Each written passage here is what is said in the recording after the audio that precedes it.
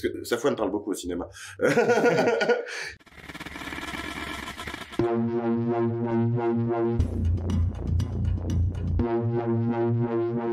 Bonsoir madame, bonsoir monsieur. Bonsoir. Nous sommes en situation critique. Et aujourd'hui on va parler de Beau is Afraid.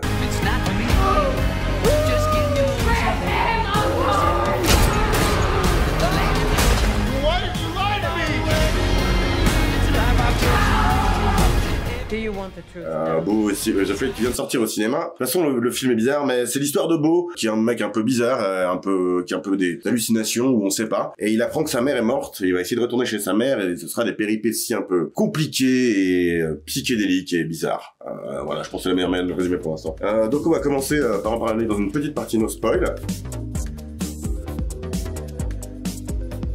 Donc voilà, en no spoil, je vous demandais vos avis les gars, vous avez pensé quoi du film et est-ce que vous le recommanderiez Commençons par Fred peut-être. Alors moi, clairement, je pense que je le recommanderais, mais pas à n'importe qui. Je pense que c'est quand même un film qui demande une certaine appréhension, qui demande aussi une certaine ouverture d'esprit, une certaine culture aussi, et peut-être que je le recommanderais. Autant le film la dernière fois, je le recommandais à une beauf française en Bretagne, là je le recommanderais plus à un juif new-yorkais de 35 ans. Et toi Gab, t'as bien aimé? Qu'est-ce que...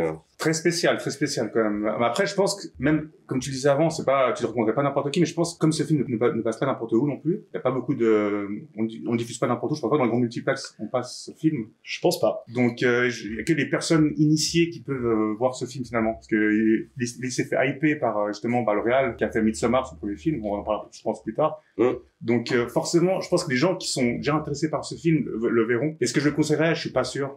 C'est vrai que je pense qu'il y a pas beaucoup de gens qui vont arriver par accident à voir ce film s'ils n'avaient pas prévu, à part ça fou. Il y a quand même aussi, malgré tout, il y a l'effet Joaquin Phoenix qui est ultra hype en ce moment, il est très bankable. Donc ça, c'est aussi fort possible qu'il y a un effet, les gens viennent pour Joaquin Phoenix. Moi, j'ai pas vu beaucoup de promos par rapport à ce film-là. J'ai pas vu d'affiches de ce film dans les rues, j'ai pas vu... C'est pas ce qui t'intéresse à ce qui sera après, c'est A24, c'est à la mode en ce moment, la société de production. On est en plus quand même. C'est une petite prod, mais après, comme tu l'as fait remarquer Thomas, sur l'affichette, c'est le même producteur qu'un film qui a tout raflé aux Oscars. Everything All At Once. Voilà. Donc peut-être...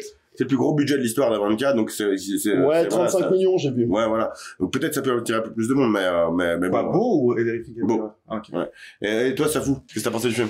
Moi, j'ai pensé du film. Excuse-moi d'abord, Safouane, bienvenue. C'est la première fois qu'on a Safouane, ça fait plaisir que tu sois là. C'est le plaisir est à moi. Je trouve que ce film, la scénographie du film, il est très bien filmé, il est intéressant. Tu retrouves de l'intérêt de regarder les scénarios, comment c'est filmé, etc.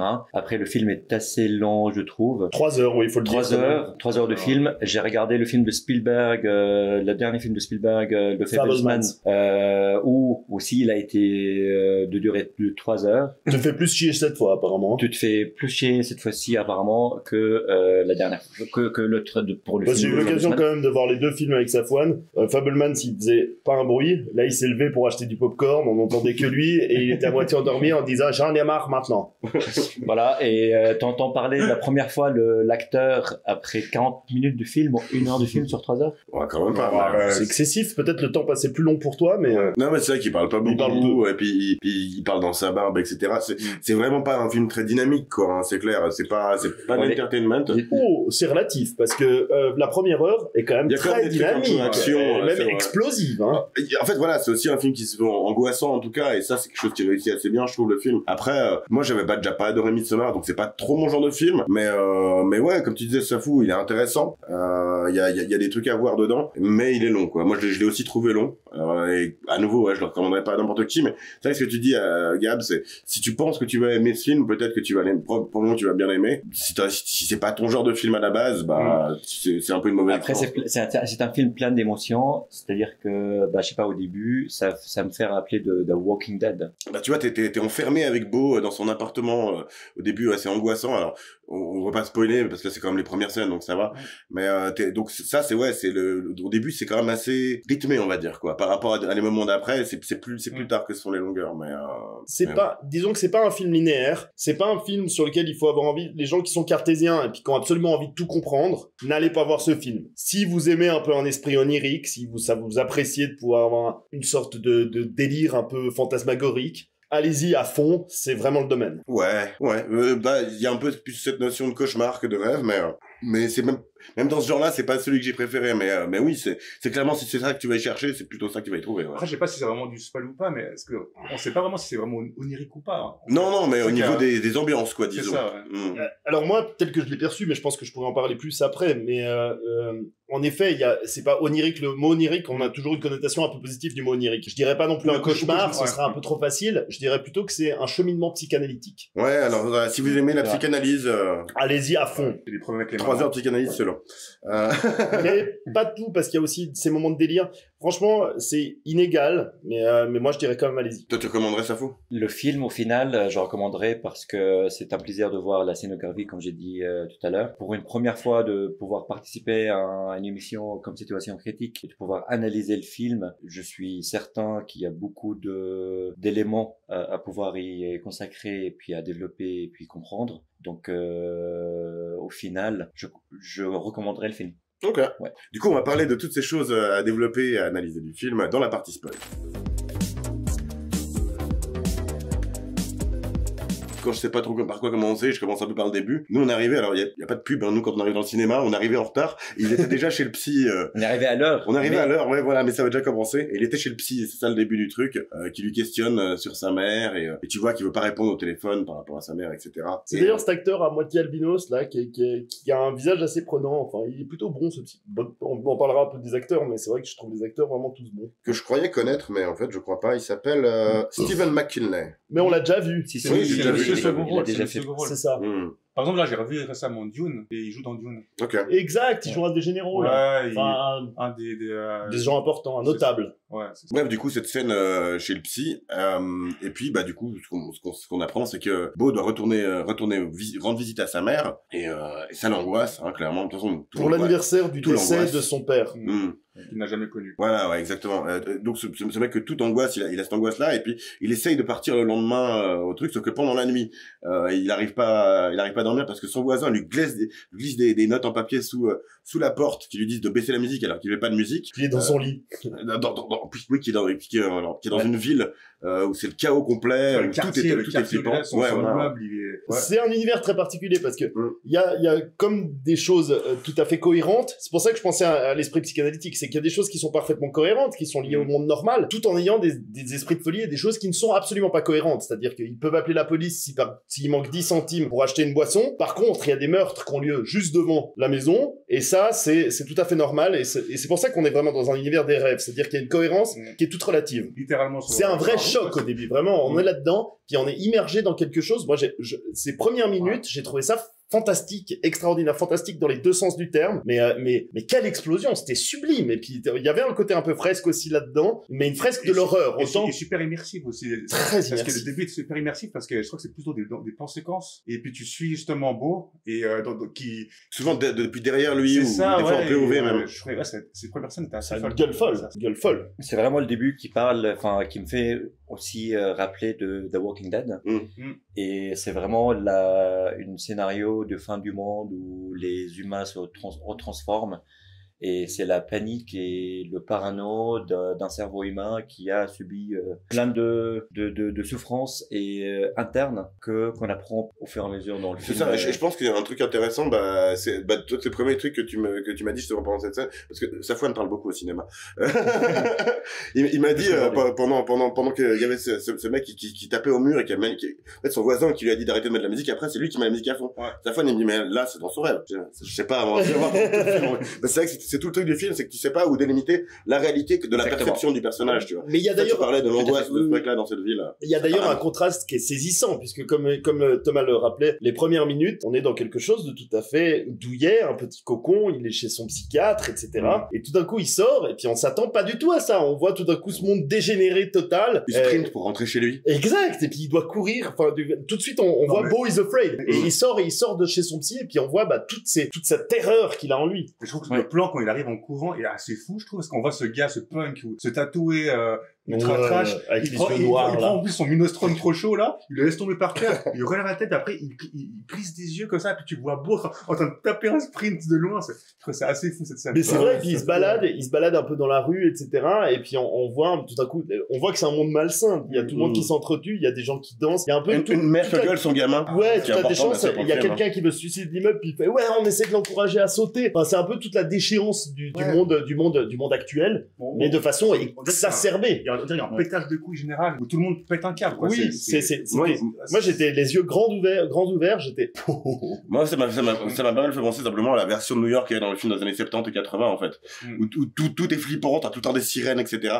Sauf que là, bah, ça se passe maintenant et que c'est vrai que ça fait un truc très fantasmé, ça fait assez science-fiction, un peu le film que nous avait présenté Gab, comment il s'appelle, avec le policier, Dredd. Judge Dredd. Ouais, c'est ça, c'est le monde un petit peu, apocalyptique dans lequel on est dans un futur, mais où tout est parti en couille. Alors que là, ça semble être notre époque, vu que si on regarde l'annuaire, c'est même un peu plus tôt, c'est 2013. Il y a beaucoup de références à 2013. Ouais, un peu. Ouais, 2013. Il y a plusieurs fois, on voit des dates, c'est toujours un peu... Alors, il y a ça aussi, mais il y a quand même plusieurs fois, il y a aussi des dates après sur une radio ou un truc du genre, c'est souvent en 2013. Ah, j'ai pas fait attention. C'est vrai, Ça, j'ai pas fait attention, ouais. Waouh, que ça surprenne. Je suis juste passionné par ce que je fais. Talent. Mais ce que je trouve intéressant, c'est justement, c'est que dès le début, tu te poses la question de savoir, enfin, justement, si quelle partie de cette angoisse vient de lui, mais par exemple, son psy lui dit que ces médicaments, il faut toujours les prendre avec de l'eau. Et quand il les prend pas avec de l'eau, il est en panique complètement, il arrive pas à avoir de l'eau et il essaie d'ouvrir ses trucs, etc. Et il va en face pour acheter de l'eau. Et rien que pour payer pour l'eau, c'est une angoisse parce que le mec, justement, lui dit, je vais appeler les flics, etc. Et c'est là où moi je me dis, bah, forcément que c'est un peu une exagération dans sa tête de choses qui sont banales et quotidiennes pour les autres gens. Ça, je trouve que c'est une manière intéressante Surtout le plus marrant, c'est qu'il tape après sur Internet un symptôme et tout, puis t'as 3 millions d'Air John. Notre regretté John. Mais ça, c'est vrai que il commence à le signaler. C'est qu'il y a ce monde horrible, mais ça, le réalisateur arrive à en sortir, et puis à quelque chose d'assez comique. C'est-à-dire qu'il y a, surtout dans la première heure, il y a énormément de moments qui sont très drôles, où on a un peu ce rire jaune, malaisant, mais vraiment, on se marre. Moi, je me suis quand même marré plusieurs fois à gorge déployée. Mais c'est drôle, c'est pas toujours évident. Tu vois, quand t'as parlé de New York dystopique, moi j'ai pensé à un film que Max avait amené, L'Armée des 12 singes, où justement tu te questionnes qu'est-ce qui est vrai ou pas, du personnage principal. C'est vrai. Et du coup, ça m'a fait penser aussi à ça, ouais. Mais ouais, justement, le début est assez cool pour ça. Mais après, tu vois, si on fait ce parallèle avec l'Armée des 12 singes, les questions posées au début sont répondues à la fin. Tandis que dans ce film-là, il y a beaucoup de questions ou de pistes qui sont abordées, mais après, ça bifurque encore sur autre chose, ça rebifurque sur encore autre chose. Du coup, tu dis, mais... Après, il y a des choses du début à la fin. Qu'est-ce qui se passe? Alors, c'est ce que je disais au début, c'est que c'est pas linéaire. Donc, vraiment, il y a des choses, pour ça que quelqu'un qui veut vraiment tout comprendre de façon cartésienne, c'est très compliqué. Parce qu'on part dans des mondes qui sont très différents, on part d'ailleurs dans des styles de films, et c'est quand même ce qui était un travail d'équilibriste pour moi que je trouve assez réussi. Mais c'est de passer d'un style à l'autre de façon assez agréable, sans qu'on le sente vraiment. Et petit à petit, on passe d'un monde à un autre. Faut pas chercher la cohérence, encore une fois, mais par contre, c'est subtilement amené, et moi, ça m'a pas gêné. Disons, j'ai pas vu des transitions vraiment genre je dois donner c'est un petit peu genre comme si je devais cocher une liste avec chaque style. Ça se fait de façon relativement naturelle, hein. Après il faut se mettre dedans. Il y a que des questions mais pas de réponses. Ah, c'est dans sûr, ce film. Bien dit. C'est sûr, pour ceux qui cherchent des réponses, c'est compliqué. Bah, je trouve justement, ça dépend sur quoi, parce que il y a quand même un truc assez rationnel, analytique que tu peux faire par rapport à ce film, bah analytique parce que il est très psychanalytique et que ça se base vachement sur cette relation de ce mec par rapport à sa mère, qui est un truc très freudien, et même le côté alors j'ai pas lu grand chose, je voulais pas trop me spoiler, mais les gens parlent beaucoup d'Oedipe, ils parlent d'épopée aussi, ils parlent de psychanalyse, quoi. Et c'est vrai que les trois trucs vont assez c'est un peu le caricatural du freudisme, c'est plutôt jungien d'ailleurs si on veut vraiment être précis, mais c'est il l'a dit très bien, Safwan. Quel est le principe d'une psychanalyse? C'est se poser des questions sans avoir vraiment de réponse et puis réussir à évoluer avec ces questions. Et c'est ce qui se passe dans ce film. On va pas trouver de réponse. Par contre, on explore l'intégralité d'un subconscient. Et c'est ça qui peut être assez fascinant.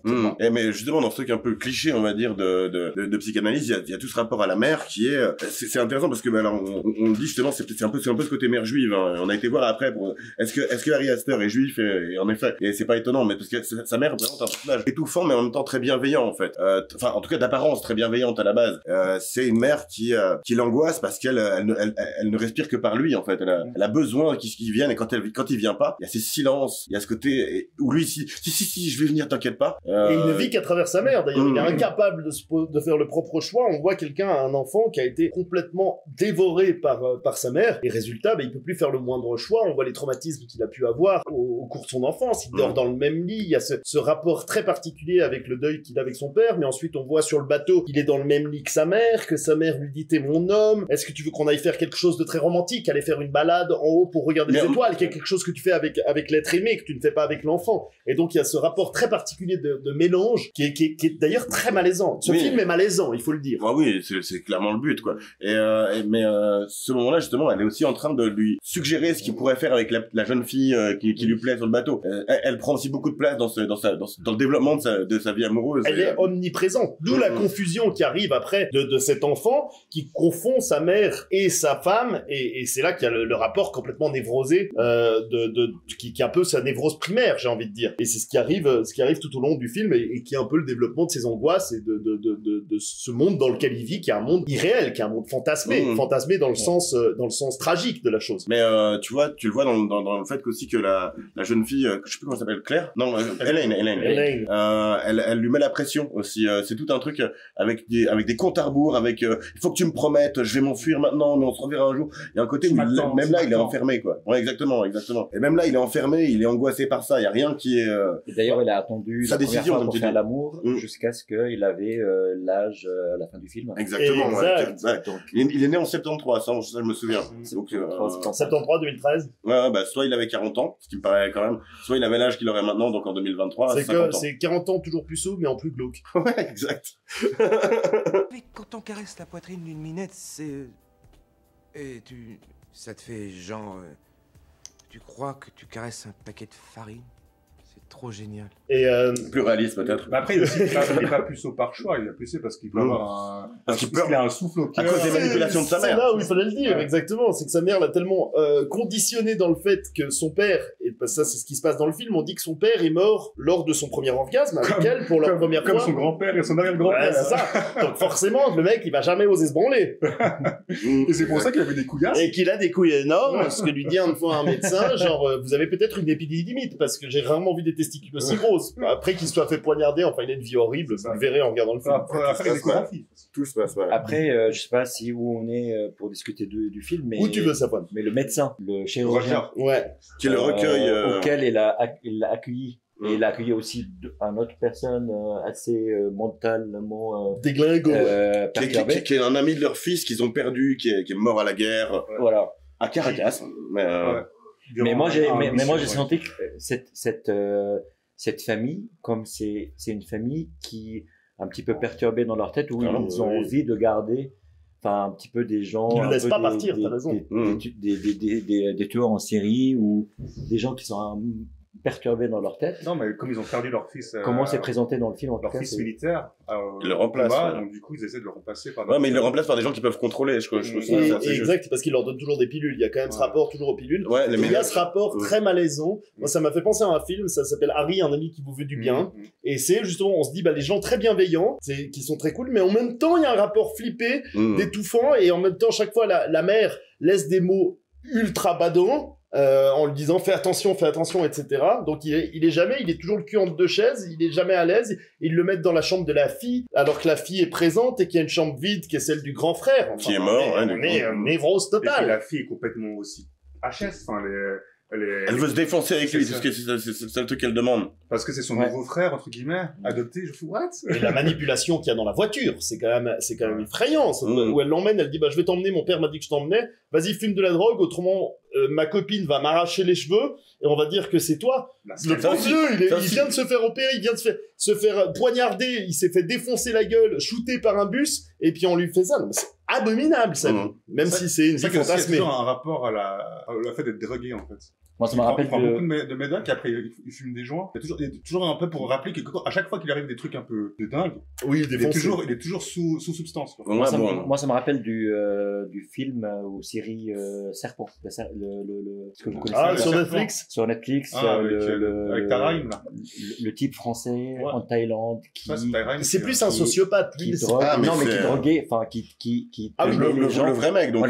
Donc, moi, je pense que ce film, il va aussi montrer l'effet que la drogue peut avoir sur une personne par sa peur, sa psychothérapie, l'excès de n'importe quelle substance est mauvaise aussi. Safwan a dit quelque chose d'assez intéressant, c'était l'esthétique qui a apporté. Là, on voit quand même, pour ceux qui ont vu Midsommar auparavant, parce que moi, forcément, à un moment donné, il faut quand même faire la référence à ces films précédents.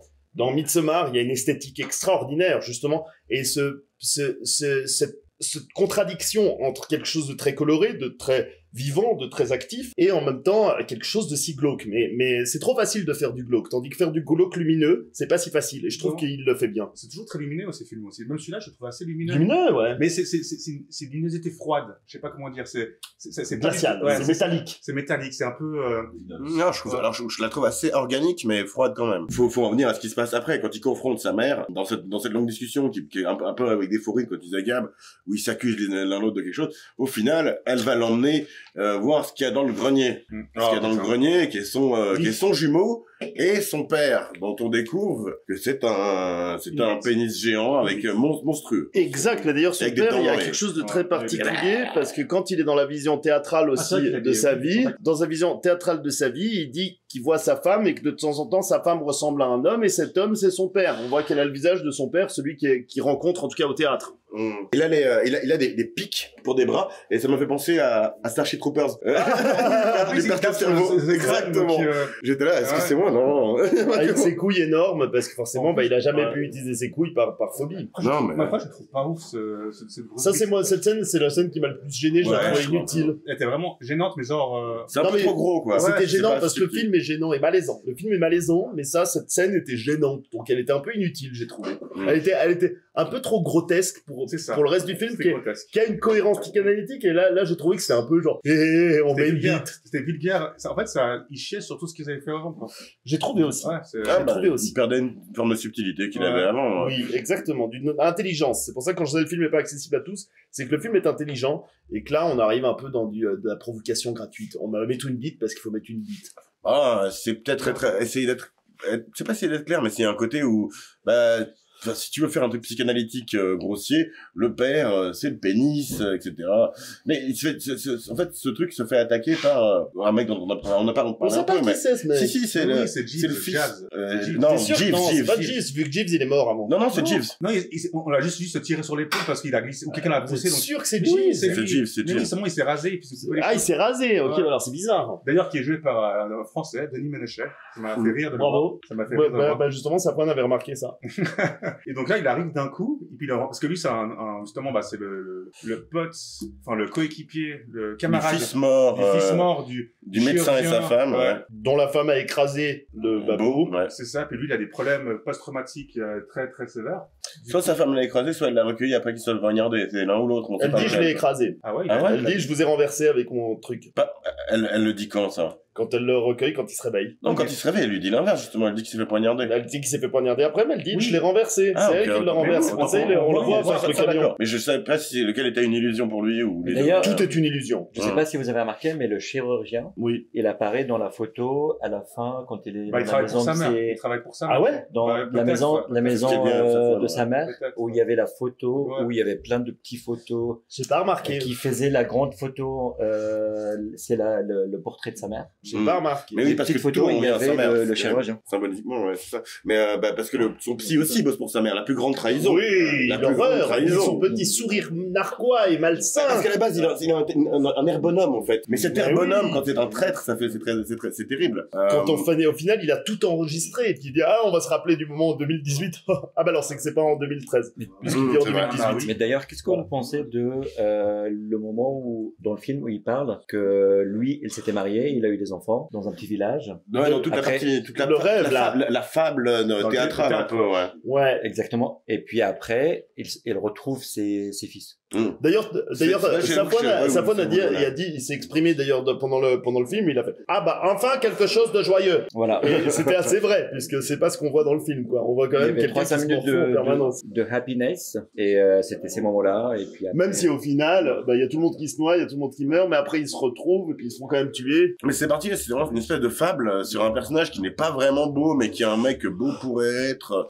C'était... Bah, je pense que qu'il a été beau, mais que les conséquences de la vie, ça lui a mis dans ces situations de déprime ou de pas pouvoir faire des enfants, quoi. Moi, je l'ai pas analysé ainsi. Moi, je l'ai plutôt analysé comme justement ce mec, il est tellement dans sa psychose et dans sa névrose que même quand il regarde une pièce de théâtre, autant soit peu qu'elle soit réelle, bah il se met déjà dans le personnage et puis il se crée son personnage, il s'associe à l'autre. Enfin, on est dans un bordel parce qu'à la fin, moi j'ai l'impression qu'à la fin il se réveille et puis on voit tous les personnages qu'il a croisés au début, c'est-à-dire la petite coccinelle et puis qu'en fait la pièce en elle-même, c'est une pièce un peu bidon, mais que lui, il est parti dans sa psychose et puis il a imaginé toute une histoire là-dedans, alors qu'au départ, il y a des personnages un peu ridicules. Non, mais ça, bien et sûr, c'est ce qu'il retrouve un peu après. Mais je veux dire, au niveau de cohérence thématique avec l'histoire du film même et ce que pense Beau, c'est un peu différent. Après, justement, ça redevient cohérent parce qu'on apprend que, en gros, sa mère l'a empêché d'éjaculer toute sa vie, donc c'est logique que ce soit un de ses fantasmes d'avoir tous ses 3 fils, mais... Ça a dû te décevoir, toi qui adore le sperme, ça a dû te décevoir.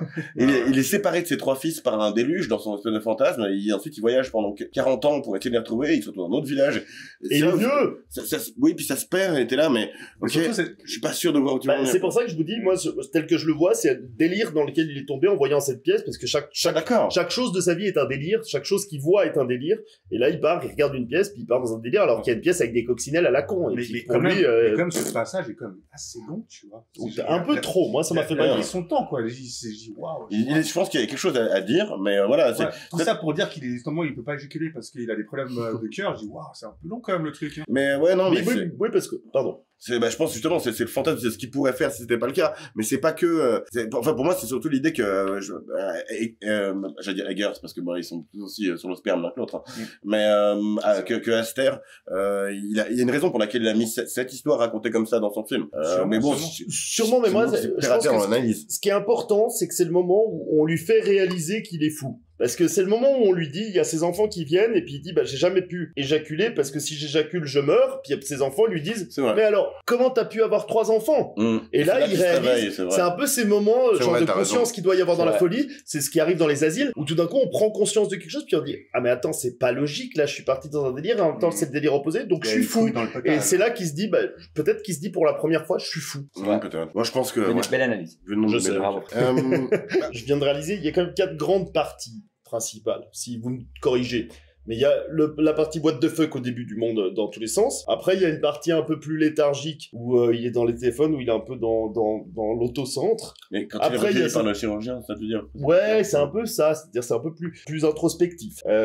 Après, il y a la partie théâtrale, qui est longue d'ailleurs, un peu trop longue. Et puis après, il y a enfin la partie, les révélations. Avec sa mère, ouais. Et avec sa mère, où on est vraiment dans la révélation psychanalytique. Moi, je dirais encore plus l'épilogue aussi. L'épilogue. Sur le bateau. Oui. Ouais, ça... Ah, j'appelle bateau. Alors peut-être qu'on peut rajouter une partie bateau. Non, mais c'est une forme d'épilogue parce que, justement, il a tué sa mère, hein. Il l'a étranglée, alors il a regretté avant qu'elle soit morte, peut-être. Et puis, il fuit avec un bateau, il rentre dans un tunnel, parce qu'évidemment, hein. Dans une... pénis dans le vagin, évidemment. La fin. Ouais, mais oui, mais c'est vrai qu'il y a le jugement. J'avais oublié la partie du jugement qui est quand même la partie.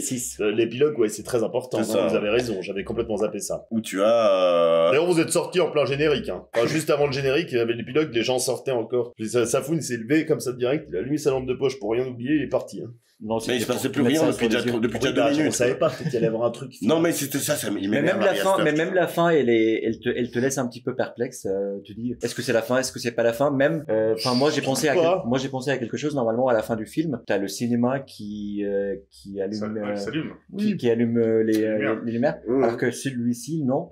Est-ce que c'est une condition à l'avant du film? Moi j'ai trouvé ça, tu peux pas faire ça parce que vraiment à la fin t'attends à quelque chose. Ben moi j'ai trouvé que c'était le moment méta, c'est le moment méta où justement il y a cette arène qui correspond au spectateur, c'est comme ça que j'analyse. Cette arène qui correspond au spectateur et puis on est face à notre jugement en tant que spectateur, c'est-à-dire qu'il y a à la fois l'accusation d'un côté et de l'autre côté la défense, et c'est un peu ce qui se passe et c'est un peu notre jugement en tant que spectateur. Je pense que c'est ce qu'a voulu faire le réalisateur, c'est-à-dire on est balancé un petit peu entre ce qu'on pense Et c'est comme ça qu'on le fait jusqu'à ce qu'on sorte de la salle. D'ailleurs, quand il y a le générique, bah on voit les gens, tout le public qui est silencieux, qui commence à sortir, etc. C'est un peu comme les gens qui sortent de la salle. Ouais, c'est comme ça que je le vois. Moi j'étais saoulé, je me suis cassé.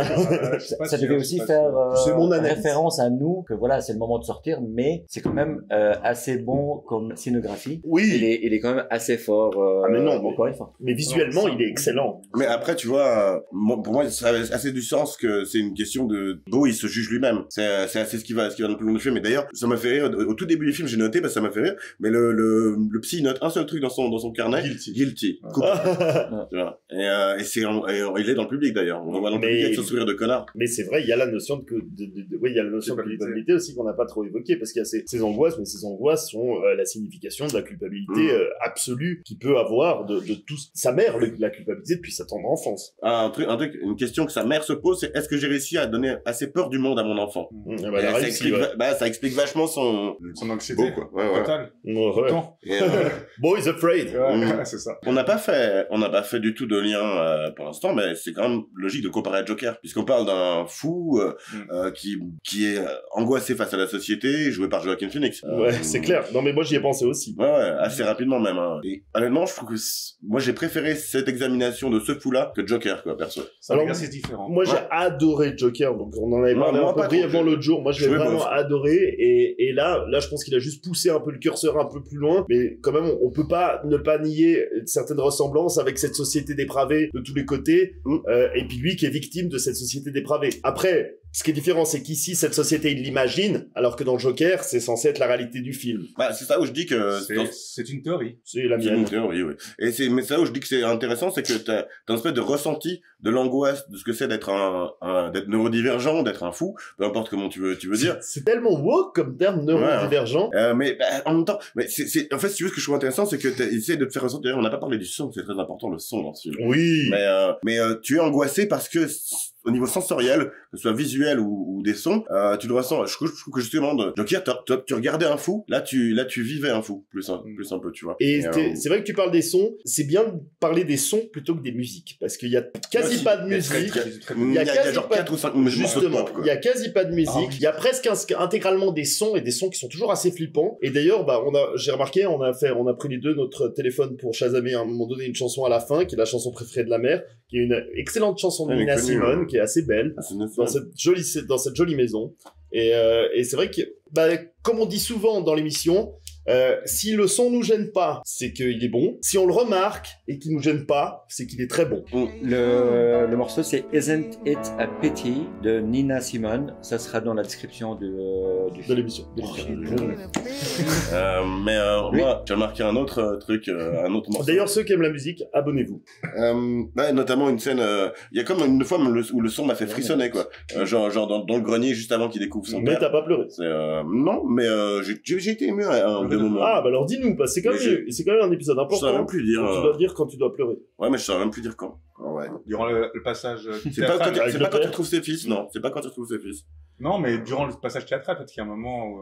C'est les moments les plus émouvants, en tout cas, normalement. J'aurais dit que c'était avant, justement. C'était bizarre, mais... Quand tu as la grosse bite? Ouais, j'ai pleuré. Nous, on n'est pas dans le milieu. Mais du coup, dans toute la partie dans le théâtre, un peu halluciné, il y a la promesse un peu de trouver son village. Ce qui fait devenir un homme, c'est de trouver son village, s'y établir, apprendre un métier, et avoir des enfants, etc. Ce que je veux noter, c'est que le village des Wasserman, il s'appelle Wasserton. Et tu évoques un truc important là, c'est il s'appelle Wasserman. Voilà, Wasserton. Tout est lié à l'eau. C'est vrai que j'ai oublié ça, mais je voulais en parler. Ah ouais? Il y a ce rapport à l'eau qui est particulier, parce que, je veux dire, sans l'eau, il meurt. S'il prend les médicaments sans eau, il y a toujours ce rapport à l'eau. L'eau est coupée. À un moment donné, il y a un nouveau accès. Ouais. L'eau a une place primordiale là-dedans. D'ailleurs, le final se fait dans l'eau. Et il meurt de l'eau. C'est-à-dire que l'eau qui est censée le sauver, c'est là-dedans qu'il meurt aussi au final, puisqu'ils s'y noient. Encore une fois, c'est excellent. C'est une théorie. Juste, deux, trois petits trucs symboliques, que j'ai remarqué, c'est que pendant la pièce de théâtre, il est, vers le début de la pièce de théâtre, il est enchaîné à la tombe de ses parents. Il est enchaîné par le deuil. On n'a pas beaucoup parlé du deuil, alors c'est vrai que c'est un truc qui est important dans le film, quoi. C'est même primaire, puisque la première chose pour laquelle il va rejoindre sa mère, c'est le deuil de son père. Voilà. Et il est permanence dans ce deuil. Et le deuil est la culpabilité. Le sexe est un deuil aussi, c'est ce que je disais plus précédemment par rapport au côté analytique, c'est que chaque choix est une renonciation, que chaque évolution est un deuil. Mais moi, je comprends pas pourquoi il est tellement touché par la mort de son père alors que il ne l'a C'est jamais vraiment rencontré. important. Il C'est ne un l'a manque. jamais rencontré alors que C'est un vide. chez lui, il y a un portrait de son père. Puis à un moment donné, quand il prend un café ou quoi, il dit bonjour papa. Oui, mais après, ce portrait. il Avec vient une d'où photo très floue d'ailleurs. Là, ce portrait, je pense qu'il vient d'où? Il vient de sa mère. Et sa mère, elle fait que mentir. Et puis je Donc, pense est-ce que c'est vraiment son père? Et je pense qu'elle a aussi remplacé, comme elle a remplacé son père par lui, c'est aussi ça, quoi. Il est obligé Et d'être elle- obsédé par son père pour être... Mais c'est pour ça que cette mère qui est omniprésente est à la fois homme et femme. Et c'est pour ça que son rapport à la femme, on le voit quand à un moment il dit, il parle dans la phase théâtrale onirique, il dit justement qu'il voyait en cette femme aussi un visage d'homme. Mmh. Puisqu'il voit dans la femme qu'il aime aussi le visage de son père. Et c'est là où il est tout brouillé, il est complètement embrouillé le pauvre vieux. Enfin, le père le gars qui l'a croisé durant cette pièce de théâtre, il a dit que c'était son père. Bah oui, puis lui il est en Il délire. travaillait, Le mec il s'enfuit tout de suite parce qu'il se dit j'ai affaire à un fou. Moi c'est comme ça que je l'ai analysé. S'il se dit j'ai affaire à un fou, t'as un mec qui vient et puis il fait t'es mon père. Bah c'est le premier truc que tu te dis, ce mec est malade, je m'en Puis suis après, quoi. en plus, il se fait exploser. Après. Et en plus il fait exploser. Oui, c'est bizarre. Donc on a parlé un peu de certains dialogues qui sont marquants, on a parlé de Always with Water. Il y a un truc, au début, il se fait, quand il court de chez lui pour aller acheter de l'eau, il y a un mec qui dit help me, help me, help me, help me, help me, aidez-moi. Et c'est ce qu'il lui crie à la fin quand il est jugé. Tu vois. C'est un autre truc que j'ai vu qui revient. Le truc de dialogue qui revient le plus, peut-être, c'est les gens qui disent sorry, désolé. Lui, il l'écrit à sa mère, son psy lui dit qu'il est désolé, l'avocat au début il disait qu'il est désolé avant de l'engueuler. Du coup, ouais, bah, il y a juste deux trucs un peu marquants, c'est que la première fois qu'il revoit, comment ça s'appelle, Elaine, c'est qu'il découvre qu'elle travaillait pour sa mère, quoi. Il la voit en vidéo sur le laptop et il vomit sur le laptop. C'était drôle. C'est rigolo. Non, c'était drôle. C'est rigolo. Sur le laptop de la petite, chez qui il est invité dans la chambre de laquelle il dort. Et la petite voit en train de vomir sur le Ça, laptop. Ouais, Et après, elle veut bouffer de la peinture, elle se suicide à la peinture. ça, j'ai pas. Et ils veulent la tuer. j'ai pas Ça, capté. c'est vraiment, là, on est dans Non, du what mais the fuck total, j'ai hein. pas On est dans capté du du what tout. the fuck Non, total. mais se suicider Ouais, c'est en bizarre. buvant de la peinture, c'est juste horrible. Bah, on sait.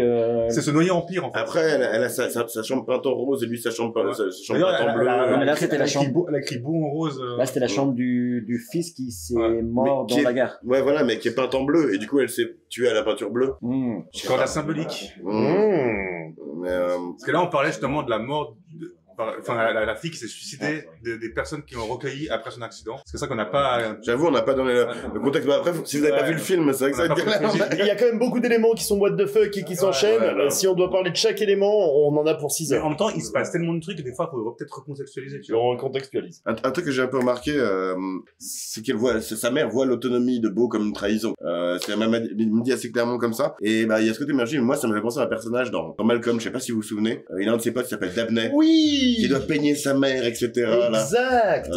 Ça, Dans Malcolm in the Middle, c'est totalement Malcolm in the Middle, juste. exact, ouais. C'est totalement juste. C'est exactement ça. Avec ce gosse qui est complètement creepy, quoi. frustré, etc.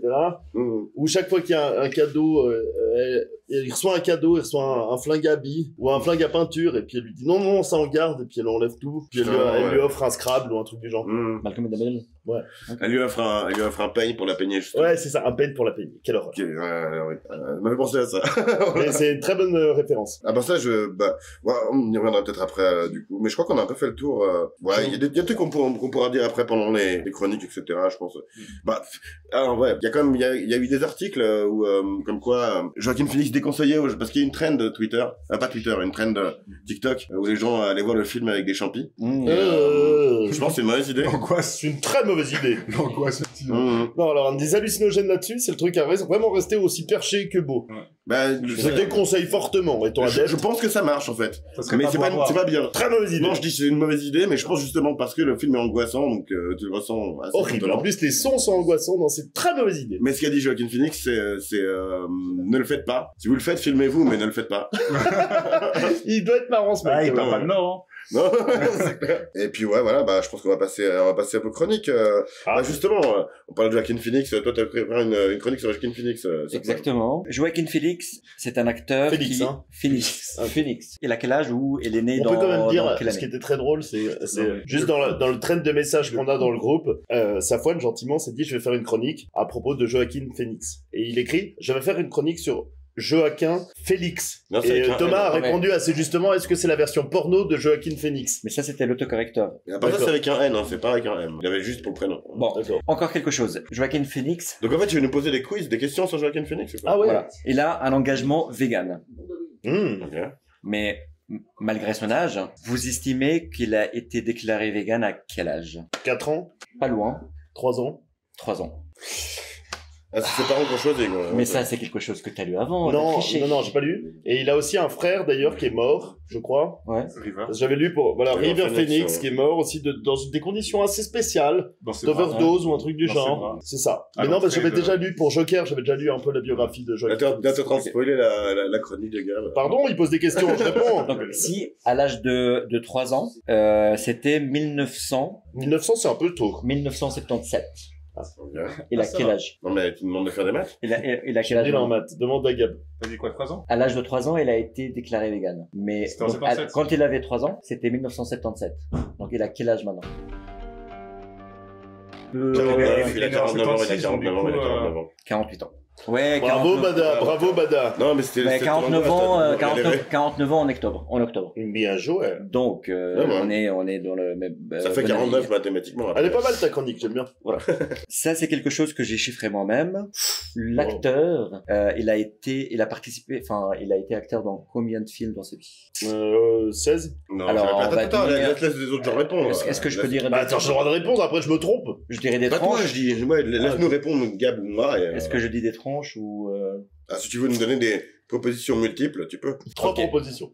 3 propositions? Et le plus proche a gagné. 25, 35, 35, 45. Ah non, mais c'est des fourchettes, c'est incompréhensible. Ok, non, mais alors donne-moi. Je dirais le plus proche, 25. Bon, voilà, toi tu dis combien? 35. Moi je dirais 45. Ouais.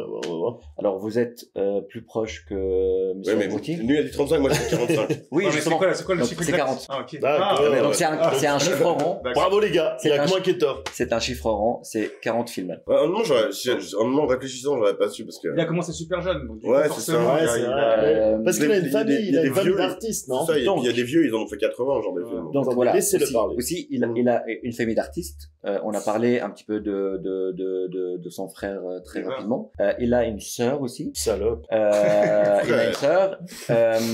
Son Ah, nom, t'abuses. son nom fait référence à une saison parmi les 4 qu'on connaît, mais pas en français, en anglais. Comment elle s'appelle? Automne?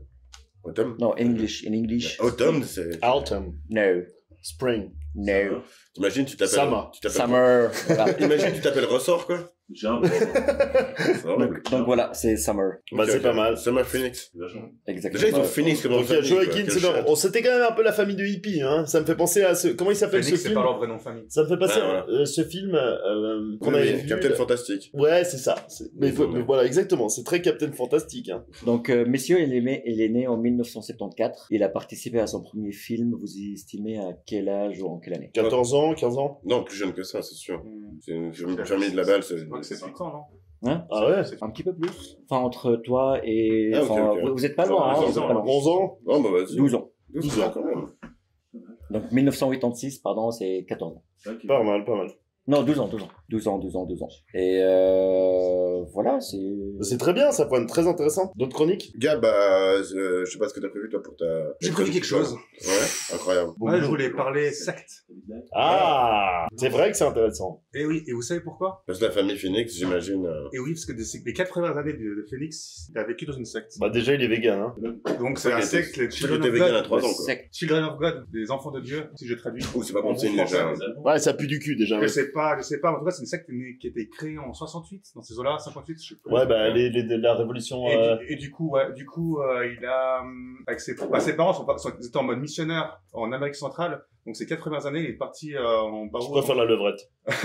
Il est parti en voyage avec ses parents en Amérique centrale. Et puis là, quand ils ont découvert que le gourou de cette secte était un peu porté sur la pédophilie et la prostitution infantile, ils se sont dit, waouh, mauvaise ambiance. Donc on va peut-être se tirer et puis faire autre chose. Du Captain ailleurs. Fantastique. C'est ça, ouais, ou faire du cinéma, quoi. Enfin, je sais pas, autre chose, quoi. Un truc un peu C'est vrai que moins- c'était connu le cinéma. Ouais. On connaît Weinstein, il y a vraiment pas Non, beaucoup mais en tout cas, ils sont partis, de donc c'est baise. ça qui était marrant, enfin marrant entre guillemets, ouais. On sort d'une Enfin, secte où il y a du cul, on va aller à Hollywood, il y en aura moins. donc assez glauque. J'aime ouais, l'esprit. Ces premières années, en tout cas assez compliquées déjà. Donc je pense, je pense qu'il a eu une enfance un peu particulière, donc on peut voir d'où vient un peu son caractère, quoi, quand même. Il a quand même Il aime les trucs perturbés. Ouais, mais c'est un acteur quand même qui a comme son caractère, il est un peu comme Christian Bale, tous ces acteurs-là, un peu, ils vivent leur rôle, quoi. Donc, je sais pas, je pense que il a eu un bec de lièvre ou quoi? Non, c'est une opération, je crois que c'est une opération, ou je crois que c'est venu de naissance, quoi. C'est venu de naissance. Ah, c'était une naissance. Genre forceps, quoi. Mal visé. Ouais, non, je sais pas. Donc, d'ailleurs, normalement, cette secte-là, elle a été dissoute, mais après, elle est revenue sous d'autres noms, comme la famille à Paris, par exemple. Je sais pas si vous voyez, oui! C'est un peu la même branche. Exactement. Donc, c'est vrai que c'est une secte relativement répandue dans le monde, je crois. C'est un peu des Amish, mais avec un peu, beaucoup plus entre eux. D'ailleurs, ils baissent qu'entre eux, il y a que quelques familles, c'est très consanguin. Ils sont en mode consanguin, ouais, total. Mais ils sont à Paris, d'ailleurs. Ils sont à Paris, en plein Paris, d'ailleurs. Il y a tout un quartier où il y a que... Exactement. Mais c'est secret, mais les gens connaissent, mais pas vraiment. C'est ça. Donc c'est très particulier comme truc. Donc c'est un truc assez marrant assez étonnant de la vie de Phoenix. Ouais. Mais aussi une autre partie de sa vie qui était assez drôle, entre guillemets, c'est qu'il a déclaré sa retraite en 2008 pour se consacrer à une vie de rap. Il voulait devenir rappeur. Ah ouais. Ah bah, heureusement que c'est raté, parce qu'il a fait un très beau rôle. Bah après, justement, il a dit que c'était un prank. Et les gars, c'est un prank! Les gars, c'est un prank! Bon, parce qu'en fait, il a voulu faire un documentaire derrière qui était produit par Casey Affleck, je crois. Ou il y avait Casey Affleck, je sais pas. Et puis en fait, c'était un sorte il a voulu faire un faux documentaire sur sa vie de rappeur. Mais ça avait bidé, je crois, à l'époque, si les gens, vous avez pas compris. Il voulait faire un Borat à la Joaquin Phoenix. En fait, il avait pris du poids, il s'est fait pousser une grosse barbe et tout. Mais je sais pas, je crois que ça a pas pris la sauce, parce que je crois que les gens se sont dit, mais en fait, il a voulu être rappeur, ça s'est foiré. Du coup, il s'est dit, je fais un documentaire derrière. Et puis, d'ailleurs, c'est ses vrais corps maintenant dans ce film. Bah oui, normalement, sa corpulence plus ou moins normale, c'est plus que dans Beau que dans le Joker, parce que dans le Joker, il a dû faire un régime spécial. Il a dû perdre énormément de poids. Il est vraiment squelettique dans le Joker. Parce qu'il était beau gosse, alors que là maintenant il est vraiment laid. Oui, c'est vrai que ça. Il est pas. Non, mais il est pas laid. En vrai, il est pas laid. Là, je l'ai vu aux Oscars, il est pas laid. Là, c'est juste qu'il s'est rendu laid. Mais c'est drôle que tu dises. Il y a aussi, c'est drôle qu'il ait raté sa carrière comme ça, parce que moi, ça me fait penser à Christophe Ondat aussi, qui avait voulu chanter Dr House. Qui avait aussi raté sa carrière. Selon ce qu'il a dit. Selon ce qu'il a dit, c'était vraiment une volonté de lui de faire ça et de faire un faux. C'est drôle. C'est plutôt marrant de sa part. Ouais, c'est plutôt, ça montre qu'il est un peu détaché quand même de cet univers. Ouais, mais je pense je crois qu'Hollywood, ça lui passe un peu dessus, il me semble. Globalement, il fait rien il est assez particulier en tant qu'acteur hollywoodien, dans ses choix et dans sa manière de faire les choses. On peut pas lui nier entre Joker, moi, ces trois films, c'est dans mes top des films. T'as oublié Gladiator? Il y a Gladiator. Gladiator, il est trop bon. C'est excellent dans Gladiator. Ouais, c'est vrai, non. Il fait presque des films que j'aime. Il y en a beaucoup trop. Moi, j'ai vu en vrai, j'ai pas vu beaucoup de films avec lui. J'ai vu ceux-là, et c'est vrai que il est bon. D'ailleurs, on n'a pas trop dit pour les films, pour les acteurs, mais est-ce que vous avez trouvé un acteur qu'on puisse trouver nul? Non, j'ai beaucoup aimé Nathan Lane dans le rôle du chirurgien flippant, quoi. Ouais. Mais je veux dire, même à la fin, le juge celui qui fait le juge quand il est au-dessus de l'eau, là. Richard Kane, c'est un acteur de Spin City. Exact. Je l'ai trouvé cool aussi, tu vois. Les acteurs sont tous bien choisis. Mais la femme du chirurgien, c'est Amy Ryan qui joue dans The Office. Exactement, j'ai trouvé aussi. Et ça, très bonne aussi. Ouais, c'est des acteurs comiques à la base. Richard Kane. Et Denis Ménochet, qui sort comme ça de nulle part. Denis Ménochet. Ouais, bravo. Non, je trouve ça fou. Il fait le mec avec la bave aux lèvres. Non, mais c'est vrai qu'on le dit chaque fois. Il faut quand même le préciser aussi dans ce film. C'est qu'il n'y a aucune erreur de casting. Il y a aucune erreur de casting. Tous les acteurs sont excellents. Le mec tatoué flippant là, il est bien aussi. Oui. Je me demande s'il est vraiment tatoué. Ça fait une carrière. Mais ce mec, il est assez connu. Il a fait sa carrière un peu sur Instagram, c'est l'homme le plus tatoué du monde, il a même tatoué ses yeux, c'est pour ça qu'il a les yeux noirs. Et j'ai déjà vu des articles sur lui, donc c'est pas vraiment un acteur, mais c'est quelqu'un qui s'est fait connaître comme même l'homme le plus tatoué du monde. C'est un modèle, quoi. Dans le film, il était bon, quoi. Bah, il faisait juste un fou qui court, quoi. Bah ouais, mais il le faisait bien. Ouais, il le faisait bien. Non, mais c'est vrai que c'est important de pouvoir le faire bien aussi. Et un truc que j'ai remarqué en regardant le cast, un des fils qui joue le fils de Beau, donc dans la pièce de théâtre, c'est le fils de James Gandolfini, l'acteur principal des Sopranos. Donc il s'appelle Gandolfini aussi. C'est ça, il s'appelle Michael Gandolfini, évidemment. Mickey, quoi. Ouais, je sais, j'ai deviné. C'est vraiment un nom. Ouais, Mikey. Mikey, quoi. C'est toujours un Mikey, de toute façon, dans les films de mafia. Et puis James Gandolfini, je pense que les gens l'appelaient Jimmy, en fait. Ouais, bien sûr. Dans la famille. Un dernier truc, pour essayer sur ce côté un peu people, moi, j'ai été voir juste après, Harry Astor, est-ce que ses parents sont vivants, tu vois? Et apparemment, les gens se sont déjà posé... Son père est mort. Non, les gens se sont déjà posé la question, quelle était sa relation avec ses parents, parce que déjà dans Hereditary, il y avait aussi une histoire de parents. Hein. J'ai rien suivi, mais... C'est les deux films qui sont le plus cités, c'est Midsommar et Hérédité. Parce qu'il il a fait que ces deux-là, ouais. Ah, ok. Non, c'est vrai que dans Héréditary aussi, il y avait une mère qui était très... Non, il a fait... présente et très castratrice. Il a fait aussi beaucoup de courts-métrages auparavant. Et apparemment, de ce que j'avais lu dans les critiques, c'est ce film est celui qui se rapproche plus du côté personnel de ses courts-métrages. Okay. Donc c'est pour ça. Il a fait beaucoup de courts-métrages, c'est comme ça qu'il s'est fait connaître. Et apparemment, le côté, par rapport à ses parents, on se retrouve assez dans le court-métrage, peut-être, mais... Donc les gens se sont demandé, est-ce qu'il a une bonne relation avec ses parents? Enfin, ses parents sont vivants, donc, ses deux parents. C'est légitime. Et il dit, j'ai une excellente relation avec mes parents. Ah, donc, c'est pas autobiographique. donc c'est peut-être purement fictionnel, mais en tout cas, c'est d'une fiction très... Alors c'est d'autant plus réussi. Après, voilà, et tu vois, il dit, moi, ça fait partie des premières personnes à qui je montre mes trucs pour qu'ils me disent ce qu'ils en pensent, etc. Peut-être que ses parents, justement, étaient très encourageants, parce que c'est des artistes aussi, et peut-être qu'ils ont été très encourageants, mais peut-être que justement, voilà, là, il y a un côté trop aimant de sa mère dans ce film. Donc peut-être qu'il y a aussi ce côté-là dans sa vie, mais qu'il n'osait pas l'avouer, tu vois. Aimant et haine. Bien sûr, bah écoute, c'est... Bah c'est ça l'amour. L'amour, c'est toujours un peu de haine. C'est deux pièces, de face une même pièce. Et, C'est joli. Et là, ouais, bah ça doit être pas de moi, du Joker, je pense. Mais, Ou de double face, double plutôt. face. Mais et il a un frère qui a des maladies assez graves. Il est notamment autiste, mais il a aussi des maladies de dégénérescence de la peau et des trucs vraiment glauques, quoi. Dont sa mère, qui est poète, a parlé notamment dans certains de ses poèmes, mais aussi dans d'autres cas. Ok. Donc, et voilà, il a une bonne relation avec lui aussi. Mais tu vois, peut-être que là aussi, il a un jumeau dans le grenier dans son film. Ou putain, ou peut-être l'enfant mort, tu vois, parce que c'est-à-dire l'enfant sur lequel il y a toute l'attention qui est portée, qui était celui qui est le soldat, souvent un enfant autiste. Les enfants qui ne sont pas autistes dans une famille autiste ont cette souffrance d'avoir toute l'attention qui est portée sur un autre être qui est pas totalement présent, puisqu'un autiste par principe il est pas totalement présent. Donc je pense qu'il peut y avoir un côté autobiographique là-dessus. En tout cas, Peut-être pas du tout. Ou pas du tout, mais c'est encore mon analyse. mais en tout cas, quand on parle de films personnels, C'est un peu notre job d'analyser, non? Critiquer. Critiquer, ouais, bravo. Ouais, mais critique sans analyse n'est que perte de l'âme. c'est Pirelli, c'est ça? C'est un mélange de trucs. Tu brodes, quoi, tu brodes. Sans maîtrise, la puissance n'est rien, quoi. Mais du coup, on va passer à la question à la con. Ok. La question à la con, elle est bien con, mais en même temps, en fait, elle reprend le moment le plus con du film. Hein. Si ton père devait être représenté par un organe, mais pas par un pénis, ça serait quoi? C'est ça qui est... C'est difficile comme question. Ouais. Moi, je sais pas, je pense, c'est terrible. Hein. Ton père, c'est bien une bite, pourtant. Non, mais tu vois, Il y a des Un Jette organe ou Dick. une partie de corps aussi? une partie du corps. Moi, je pensais, c'est bizarre, hein, mais c'est assez horrible à dire. Papa, j'espère que tu regardes pas. Mais Pas aussi long. un orteil Non, spoil, non, spoil. ou un genou, quoi. Oh, Tu vois, un truc un peu inconséquent, quoi. un peu le Lacoste. Oh putain. Un coude. Mon père, c'est un coude. Alors, C'est terrible, hein. on n'a pas le même rapport au père entre Thomas et moi. Moi, ce sera évidemment un cerveau parce que c'est la personne que j'admire le plus depuis que mon grand-père est mort. C'est un vrai intellectuel, c'est celui qui me fait grandir, apprendre, me rendre plus fort. Et un foie parce que c'est quand même avec lui que je me suis fait très bonne ivresse. T'as pris 2 organes, vraiment, quel connard, quoi. Ouais. Et Gab? Bah, pour changer un peu, je mettrais le cœur. Ouh, pou, pou, Ah, pou. t'as vu ça C'est vrai que ton père est tellement chou. Il est chou, ton père, il est gentil.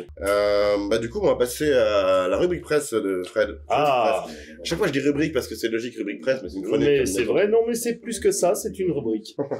Et donc, j'étais assez surpris parce que moi j'ai regardé un petit peu comme je le fais avec attention chaque fois que je fais ma chronique, donc pendant des heures passées avant de regarder le film. Et je m'attendais franchement à des critiques très très bonnes de tous les connards de Télérama, hyper excités, genre de tous les bobos parisiens, et très très nuls du public. Et j'ai été surpris. J'ai été surpris parce qu'on est sur une moyenne assez cohérente. On est sur un 7 chez les ricains, ça plaît pas mal. Je pense qu'il y avait beaucoup de New-Yorkais qui ont voté. On est sur du 7 sur 10, c'est des choses pas mal. Avec combien de votes? J'ai pas regardé, ça se fait pas chier. Et autrement sur les critiques françaises, puisque moi je suis quand même de culture francophone, on était à 3,5 sur les critiques presse et à 3,3 sur 5, voilà exactement, en étoile sur les critiques individu lambda. Ouais. Okay. Et j'ai trouvé une critique que je vais vous ressortir, que j'ai lue, qui m'a beaucoup plu. Et donc j'ai repris une critique, parce que souvent je prends une critique négative, une critique positive. Cette fois, pour changer un peu, j'ai pris une seule critique parce que je l'ai trouvé très juste. C'est les Cahiers du cinéma. J'ai pas à critiquer, je trouve pas que ça soit trop bobo chiant, je trouve pas que ça soit trop beauf. Ils disent: en théâtralisant d'emblée la matière psychanalytique de son histoire, Astor se prive d'un précieux atout. car le malaise saisissant que parvenait à susciter Hérédité et Midsommar tenait à leur lente et sournoise décoction, opérant un glissement très progressif du monde vers sa doublure hallucinée. Or Beau, Is Afraid, ne fait pas longtemps mystère de l'odyssée hagarde de son personnage, relève du cauchemar pur et simple. C'est joli, non? Belle Moi, je suis pas d'accord avec eux. Ouais. Mais t'as le droit d'être pas d'accord, je dis juste que c'est un résumé entre les deux. Après, moi, je suis pas tout à fait d'accord avec ça, je dis juste que c'est bien résumé pour l'ensemble des gens. Non, mais... C'est ce que j'aurais aimé te dire pour quelqu'un qui n'a pas de connaissances particulières de Grand Réalisateur. Un individu lambda qui va voir ce film, je pense que c'est la critique la plus adaptée. Donc c'est une critique réussie. Je suis pas d'accord. Alors, vas-y. Mais je veux juste expliquer, parce que pour moi, un des trucs qu'on a trouvé intéressant par rapport à Midsommar, c'est que le film te prend direct dedans et t'angoisse direct et va plus dans la vitesse, quoi. Regarde, c'est ce qu'on disait au début. Mais laisse-moi finir. Là, il parlait justement du fait que c'était plus sur la lenteur et que tu rentrais dans le truc au fur et à mesure. Là, t'es direct dans la folie, on va dire. Et moi, c'est une des raisons pour laquelle j'ai plus apprécié celle-là. Et c'est une raison pour laquelle, là, c'est typiquement une critique de quelqu'un qui a déjà vu les films d'Ari Aster et qui veut voir un film d'Ari Aster et qui est déçu que ce soit pas un film d'Ari Aster qu'il a déjà vu, limite, tu vois. C'est pas idiot ce que tu dis, et c'est même assez juste, je pense. C'est qu'en effet, je pense, et c'est ce que j'avais lu aussi dans certains articles, dans les critiques que j'ai pu lire, il y avait, pour la première fois, et c'est ce qu'il disait, c'est comme ça que s'est exprimé Ari Aster, il a dit, là, je fais un film vraiment personnel, alors que les autres étaient des commandes. Mais c'est vrai que, ouais, voilà, c'est surtout le côté qui disait, c'est différent de Midsommar et d'Hereditary, du coup, c'est moins, enfin, j'avais l'impression qu'il disait que du coup, c'est moins bien. J'ai pas dit ça. Non, pas toi, je dis la critique que tu disais. C'est moins accessible. Et ça, je pense qu'on peut pas le nier. Ouais, peut-être, si, t'as raison. Je sais pas. C'est comme plus particulier, hein. C'est plus confus, c'est moins, c'est plus tortueux. C'est plus tortueux dans le scénar.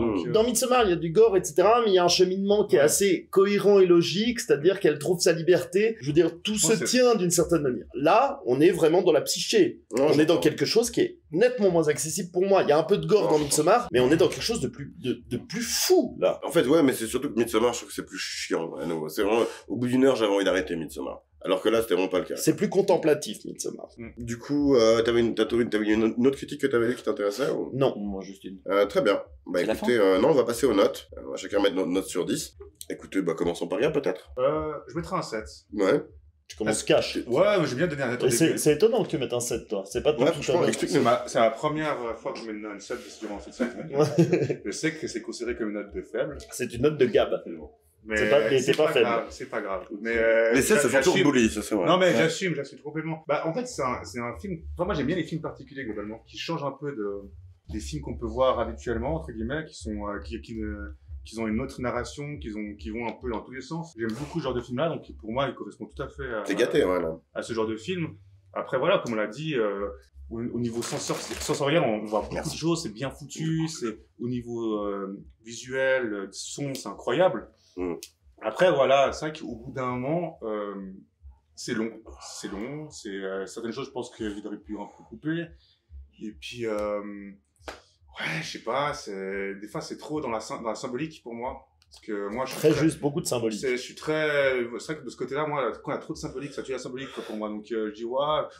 Même dans le film sur le phare. Ça, j'allais comparer à The Lighthouse. J'avoue que je préfère The Lighthouse. Oui, mais la symbolique, tu vois, dans The Lighthouse, c'est assez cohérente, on va dire, globalement, pour moi. J'ai trouvé, là, ça partait un peu vraiment dans tous les sens. Il y avait des bifurcations sur d'autres choses, ça parlait, voilà, quoi. Mais, j'ai pas dû rechercher de nom de dieu grec après avoir vu ce film, alors que pour The Lighthouse, oui. Moi, Lighthouse m'a écœuré, je lui ai donné très bonne note, alors que là, j'ai pas été écœuré du tout. J'ai trouvé que c'était mieux construit. J'ai trouvé que c'était du trash pour du trash dans la. C'est moins viscéral. C'est moins viscéral. C'est plus cérébral. C'est vrai. C'est plus, quand tu dis, Beau est beaucoup plus cérébral, alors que justement, oui, Lighthouse est viscéral et c'est ce qui peut écœurer. Parce que c'était un huis clos. Ils étaient deux sur une fucking île dans un phare. Donc c'était un huis clos. En plus, c'était un format 4. Ils voulaient pas faire la même chose. Mais c'est pas le même réalisateur. Oui, c'est répugnant. Il y a rien de répugnant dans ce film. C'est pas le réalisateur, donc c'est pas la même chose. C'est malaisant, mais c'est pas bien sûr, mais c'est comparable à certaines choses, quoi. Bien sûr, parce qu'il y a pas mal de symbolique, et puis il y a aussi un peu de folie. Enfin, totalement de la folie dans Lighthouse aussi. Mais c'est pas la même chose. C'est pas la même approche. C'est pas les mêmes problèmes. Tandis que tu as, cette folie est vraiment centrée sur Beau, totalement. On voit tout, l'histoire à travers Beau, à travers les yeux de Beau. Tandis que dans Lighthouse, on voyait comme un peu William Dafoe, le personnage de William Dafoe. Est-ce que c'est pas le même personnage au final dans Lighthouse? Je sais pas. On sait pas ça, hein. Encore une fois, c'est une théorie. Voilà, il y a des différents trucs, il y a différentes approches dans l'analyse de Lighthouse, comme dans Beau aussi, Beau is Afraid aussi, je pense qu'il y a différentes théories. Mais voilà, c'est c'est mon avis. Enfin, c'est comment je l'ai ressenti. Non, tu vois. bah, j'aimerais répondre après, alors. Vas-y. Donc, je dirais, non, Ça a l'air de t'angoisser, ouais, t'es là. ton retour. À secouer Ah, ton parce doigt. que c'est- On dirait Donald, c'est qui danse avec Daisy. Non, je trouve très intéressant ce que dit Gab. Et donc, c'est vrai que dans Lighthouse, il y a quelque chose de plus viscéral et il a dit quelque chose de très important. C'est que dans Lighthouse, il y a un mélange, on voit pas qu'à travers les yeux du personnage. Et donc, c'est peut-être moi ce qui m'a un peu écœuré parce que je me disais, j'étais intégré dans cette horreur. Alors que là, c'est ce que j'ai trouvé extraordinaire, c'est que on voyage dans la folie du personnage et ça a été très intéressant que Thomas nous dise qu'en fait, bah, il a un rapport très sain avec ses parents. C'est qu'en fait, c'est une œuvre de fiction. Et on est dans une œuvre de fiction avec quelques petits effets personnels peut-être, mais on arrive dans la folie et on est intégré dans la folie de ce personnage. Ce film est fou. Il est fou du début à la fin, mais il est dans cette folie extraordinaire que je trouve, c'est-à-dire qu'on est dans la folie du fantasme, et c'est pour ça que je dis qu'il y a un rapport psychanalytique, c'est que qu'est-ce qu'une psychanalyse? C'est d'accepter sa folie, de savoir que c'est un univers qui est complètement fantasmé, qui est hors de ta réalité, donc c'est une folie autorisée, c'est une folie admise, parce qu'on a le droit d'être fou tant que c'est du fantasme et tant qu'on ne l'applique pas à la réalité. Et j'ai trouvé ça extraordinairement foutu dans ce film. Il y a qu'un seul point que je vais enlever, c'est parce que pendant la phase théâtrale, j'ai trouvé que c'était un peu trop en longueur et j'ai eu un peu les yeux qui se fermaient. Donc j'enlève un point pour ça. Mais autrement, ça a été une claque, un bouleversement. J'ai trouvé ce film d'une beauté, j'ai trouvé ce film d'une puissance, j'ai trouvé ce film intégralement réussi. Donc je lui fais un 9 sur 10 qui aurait presque mérité un 10 si j'avais pas été aussi fatigué. Tu veux y aller ensuite ou j'y vais? Moi, je donnerais une note 8 sur 10 parce que c'est quand même un film assez fort en scénographie, assez fort en beaucoup de signification. Ça me fait rappeler d'un livre qu'on lit à l'école ou même à l'université, Lord of the Flies. C'est vraiment un livre où il est vraiment interprété dans pas mal de métiers, et même on est dans la jeunesse ou dans certaines spécialisation à l'université de littérature. Pas parce que j'ai pas tout compris dans ce film que je peux pas donner une bonne note. Donc je donnerai une note. C'est une bonne note. C'est très bonne note. J'ai envie de donner plus parce que c'est vraiment un film extraordinaire. Quand t'as dit j'en ai marre, j'en peux plus. Tu te faisais chier dans le cinéma. Et je donnerai même une note de 5 sur 10 parce que ce film a été long et il aurait pu être, certaines scènes auraient pu être coupées de 3/4 de... Donc plutôt un 6. Tout à fait. T'es partagé entre toi qui t'as trouvé c'est chiant et toi qui dis ouais c'est quand même bien fait quoi. Mais parce que Thomas, en fait la longueur, c'est vraiment à un moment donné où j'avais l'impression j'ai envie que ce film se termine. Si je peux me permettre, ce qu'on a, et c'est vrai que les gens ne connaissent pas forcément notre manière de juger. Chez Situation Critique, on ne juge pas. Principalement, on juge par rapport à l'émotion qu'on a ressentie, par rapport au sentiment qu'on a par rapport au film, plus que par rapport aux qualités que peut avoir un film. Et donc, parfois, il y a des films très réussis. Moi, on parlait de Lighthouse tout à l'heure, je lui ai mis un 3 sur 10, alors que j'ai trouvé le film je trouvais qu'il avait énormément de qualité. Mais parce que, sur mon ressenti et sur la vision que j'ai eue de ce film, je l'ai trouvé plutôt désagréable. C'est pour ça que j'ai donné donc, je pense que pour toi, ce serait plutôt plus bas. Non, c'est pour ça que je vais donner une note sur la durée. Parce que la durée n'a rien à voir avec le contenu. Et le contenu et toutes les qualités que ce film a. C'est pour ça que j'ai donné une note bonne, indépendant. En fait, il aurait 8 sur 10 s'il faisait 2 heures. Quoi. Il aurait 8 sur 10 s'il faisait 2 heures. Donc ça fait un 7 comme il aurait été 9, parce que là j'ai donné 8. D'accord, ok. D'accord. Bah écoutez, moi j'ai noté un truc que j'ai noté, que j'ai gardé, c'est long. Une psychanalyse, c'est pas par séance de 3 heures. Non. Et c'est bien ça la difficulté de ce film, c'est que t'es à la psychanalyse de Ari Aster. Et déjà une psychanalyse en plus ça se fait pas en public. Il faut en faire. Mais bon, c'est dans la grande tradition des créateurs juste new-yorkais de faire sa psychanalyse en public et d'en faire un film. Du coup ça c'est relou. Moi j'ai trouvé ça chiant à des moments. Mais à nouveau, on a comparé à plein de films. Moi, Midsommar, je l'avais mis un 6 parce que c'est pas mal, mais là, je comprends plus ce qu'il a essayé de faire. Je trouve que c'est clairement plus réussi visuellement. En tout cas, plus riche. Moi, les scènes de théâtre mélangées à l'animation, je suis là, putain, je suis content qu'il soit dans le film. Sinon, alors moi qui suis amateur d'animation, tu vois, ça m'a rehaussé la note, tu vois, clairement. Alors toi, c'est un truc, c'était long cette scène-là, mais il y a d'autres scènes très longues de dialogue ou de pas dialogue. Le film, on le rappelait contemplatif s'il contemplait vraiment, mais il contemple rien, quoi. Mais quelle formidable discussion on a pu avoir par rapport au film précédent, et ça, je pense que ça donne une richesse au film.